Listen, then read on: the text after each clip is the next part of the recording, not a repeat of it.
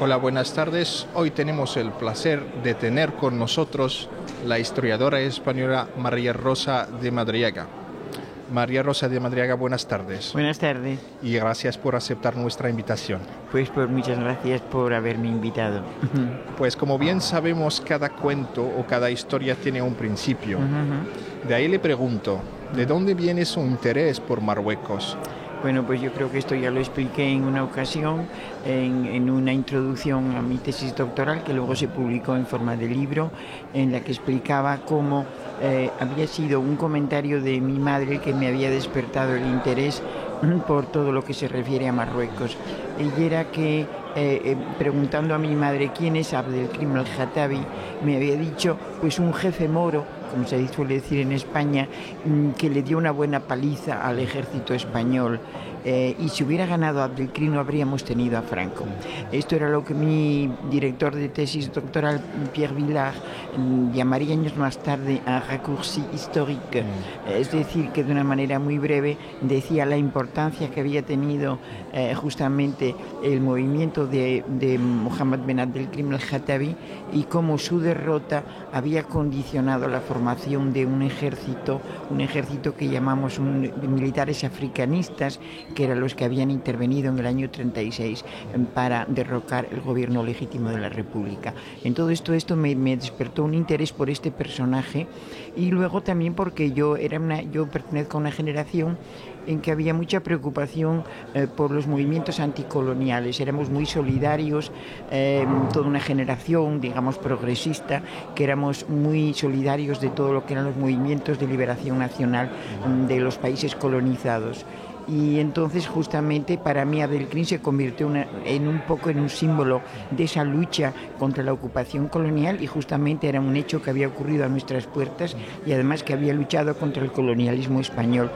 Entonces me interesé por el tema y empecé haciendo una tesis de doctoral que presenté en la Universidad Francesa y que luego se publicó en español en forma de libro, que se llamaba L'Espagne et le Rif, Pénétration coloniale et résistance locale, y que se publicó en español con el título España y el Rif, crónica de una historia casi olvidada, porque en efecto hay un gran desconocimiento, no sé si llamarlo olvido, desconocimiento, las dos cosas juntas, de lo que fue ese momento histórico nuestro, que fue muy importante, porque hay que decir que todos los acontecimientos de Marruecos han repercutido siempre muchísimo en nuestra historia nacional, y entonces, bueno, ya desde tiempo inmemorial y particularmente ya por referirnos al siglo XX, pues está los acontecimientos de 1909, que hubo esa guerra a las puertas de Melilla, y luego ya no digamos el desastre de Anual en 1921 y todo lo que fue la guerra del Rif. Y luego la intervención de tropas marroquíes al lado de Franco en la guerra civil.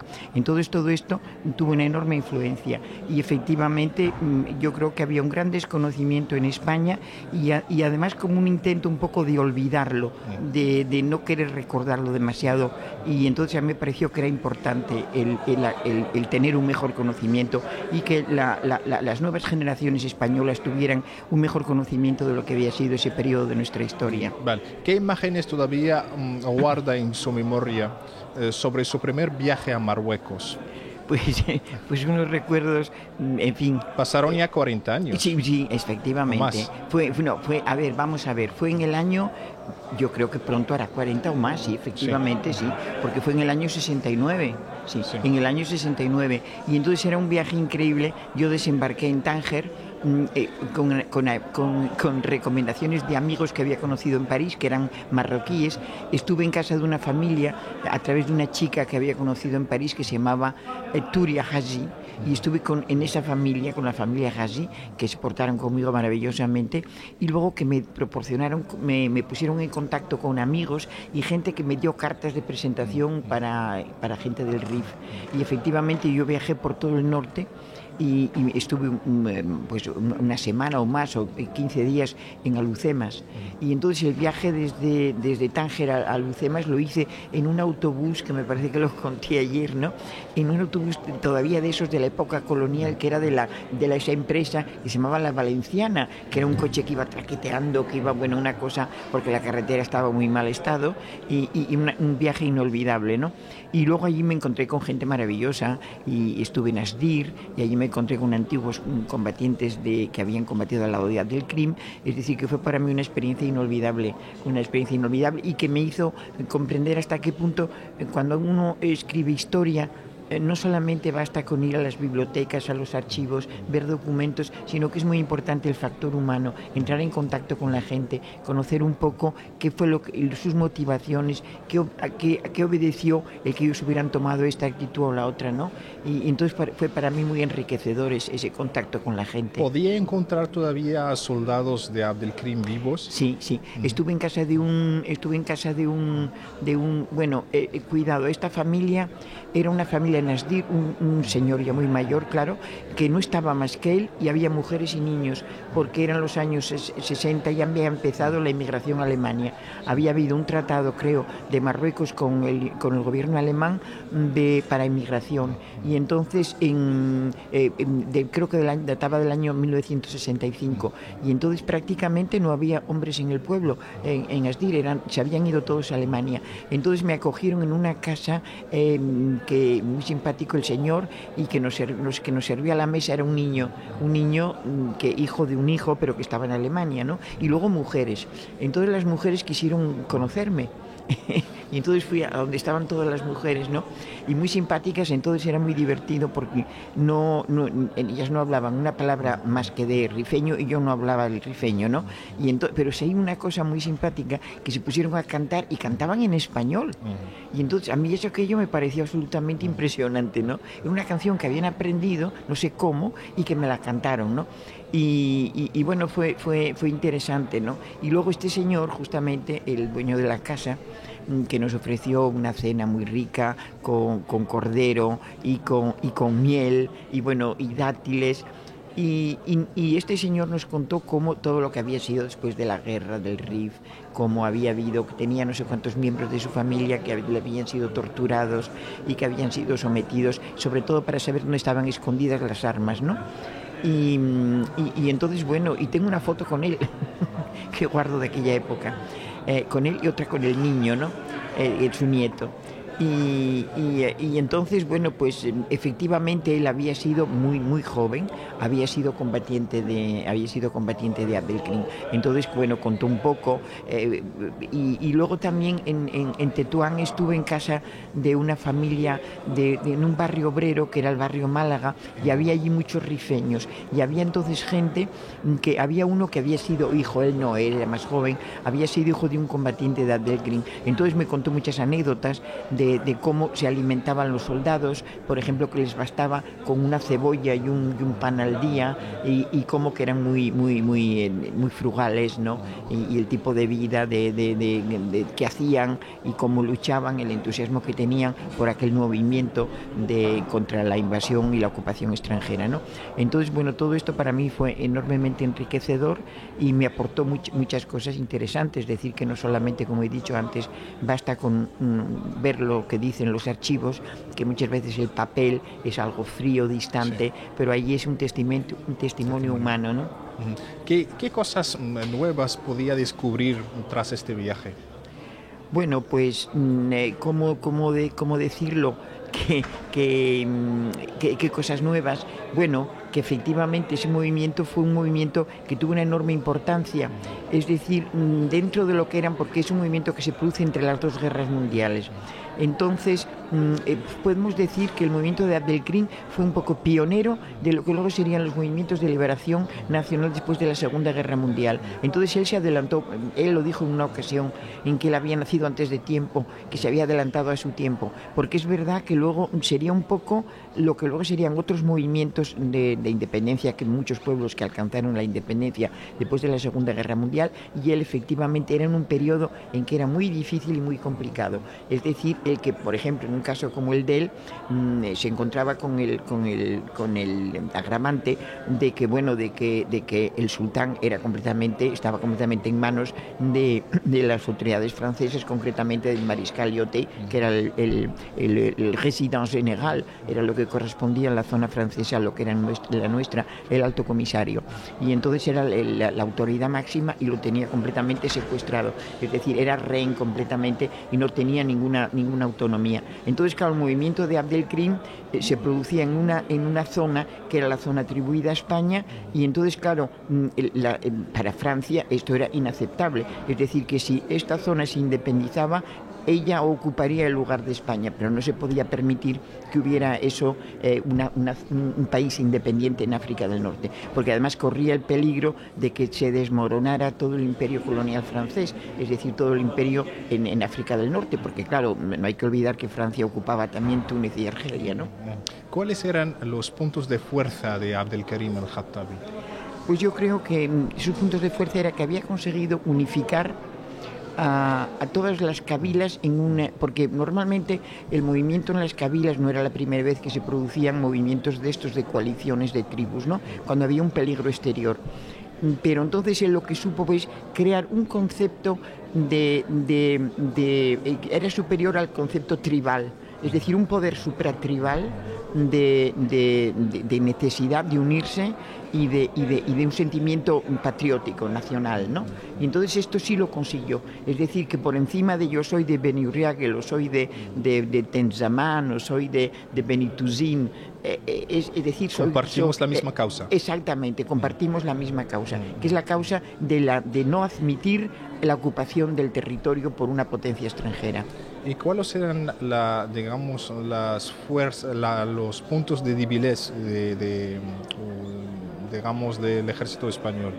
Bueno, el ejército español, lo primero de todo, los puntos débiles eran muchos. Uno de ellos era que el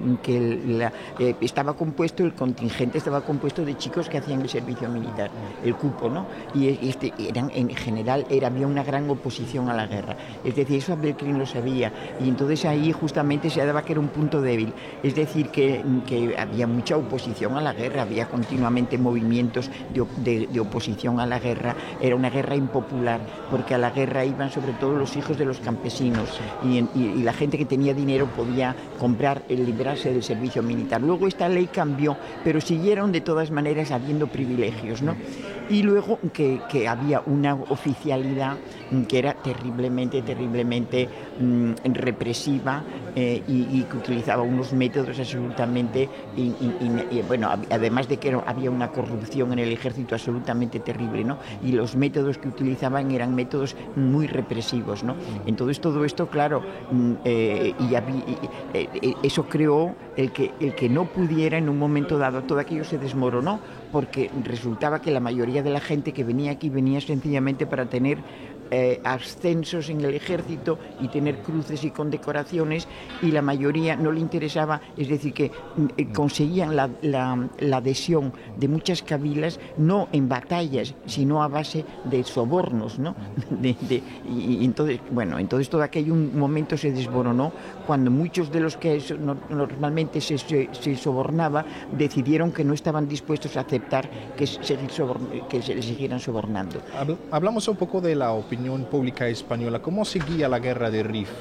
Bueno, la guerra del Rif la seguía de una manera que había después del año 21, después de lo que se llama en España conocemos como el desastre de Anual, pues después de eso una oposición se fue acentuando cada vez más. En el Parlamento se formó una comisión de responsabilidades y luego una comisión de investigación formada por un militar que se llamaba el informe Picasso, el expediente Picasso, en que allí salieron a relucir todos los vicios y todas las lacras del ejército, que eran enormes, ¿no? Es decir, que la mayoría de los oficiales no estaban en sus puestos, que dejaban al mando, los capitanes y los comandantes dejaban al mando pues a un sargento o a un cabo, ¿no? Y ellos habían huido o estaban viendo viendo una corrida de toros en Málaga, ¿no? Y bueno, y luego la corrupción también desde el punto de vista económico, no había muchos desfalcos y mucho tipo de estas cosas, ¿no? Y luego la cobardía porque hubo oficiales que se arrancaban las estrellas de su uniforme para que no reconocieran que eran oficiales, ¿no? Y cosas de estas, es decir, que demostró realmente su inoperancia, su ineficacia, ¿no? Era una derrota amarga. Pues después de la victoria de la guerra de Tetuán de 1860. No, claro, fue una victoria muy amarga, y esto creó en el ejército español un afán de revancha terrible. Y luego hubo una cuestión que luego en el año de 1923 justamente hubo el golpe de Estado de Primo de Rivera, que era un militar, el general Primo de Rivera, y este golpe de Estado tenía, bueno, lo primero de todo había mucha agitación en Barcelona también, promovida por el movimiento anarquista, y entonces esto pues naturalmente causaba entre el ejército sobre todo mucho malestar y mucha inquina contra todo este movimiento, digamos, de agitación obrera anarquista, promovida sobre todo por los anarquistas. Y luego, por otro lado, también había la preocupación de las responsabilidades, de que las responsabilidades llegaban muy alto, ya no solamente al alto comisario Berenguer, que quedó fuera de esa investigación al principio, ¿no? Sino que incluso tocaba hasta el propio rey. Decían que el propio rey Alfonso XIII había animado al general Fernández Silvestre, que era el que llevaba el de la gran derrota de Anual, a conducir las tropas porque querían conquistar, era la conquista. Se había vanagloriado el general Silvestre que él llegaría a Lucemas por tierra, no por mar, como había habido proyectos de desembarco frustrados anteriormente, ¿no? Y entonces, bueno, había toda una comisión de investigación, y entonces para evitar que esto saliera a la luz y que se fueran más allá en esta investigación, entonces fue cuando se dio el golpe de Estado del general Primo de Rivera. Y claro, el golpe de Estado ya instauró una dictadura y naturalmente no había libertad, entonces no había manifestaciones ni la gente podía expresar su opinión en contraria a la guerra, ¿no? El general derrotado Silvestre, ¿qué representa hoy en la memoria española? Bueno, pues eso pues era que era un cortesano, un general cortesano, es decir, vino desde Cuba. Amigo, básicamente había nacido en Cuba, era un general colonial, que entonces para él lo que contaba eran las conquistas coloniales, es decir, tenía una mentalidad colonial, y entonces, bueno, y él se había propuesto que llegaría a Alhucemas, al corazón de la revuelta. Decían que el corazón de la revuelta estaba en Alhucemas, y que había que llegar a Alhucemas y conquistarla por fuerza, si no querían por las buenas, por las malas, ¿no? Y entonces fue avanzando irresponsablemente, porque, por ejemplo, ya antes de Anual había habido la derrota de Dara Barrán en la Kabila de Tensamán, y entonces era que pensó que la Kabila de Tensamán le apoyaba, y era mentira. La Jarca, que se suponía que era amiga de Tensamán, se rebeló porque ya no estaban dispuestos a seguir aceptando sobornos. Y entonces, claro, la posición de Abarrán se ocupó el día 1 de junio de 1921 y cayó esa misma tarde, a las 5 de la tarde, se había derrumbado, ¿no? Y fueron los primeros cañones que consiguió la resistencia rifeña en ese puesto de Dara Barrán. De manera que fue una tras otra, y luego ya fue Igeriben, que fue justo antes de Anual, y luego ya Anual el 22 de julio. Entonces todo esto era una especie de bola de nieve, ¿no? Una especie de ¿cómo se dice? Eventos atados. No, exactamente, se iba sucediendo unos tras otros, ¿no? Y bueno, iban cayendo, fue todo cayendo como un castillo de naipes, ¿no? Luego las diferentes posiciones de la región oriental, pues fueron cayendo todas, ¿no?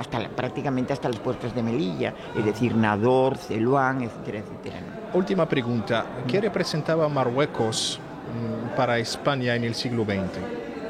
en general. Bueno, yo creo Porque que... había una ruptura de 4 o 5 siglos después de la caída de Granada. Luego Sí, sí. España volvió con la guerra de Tetuán en 1860. Sí.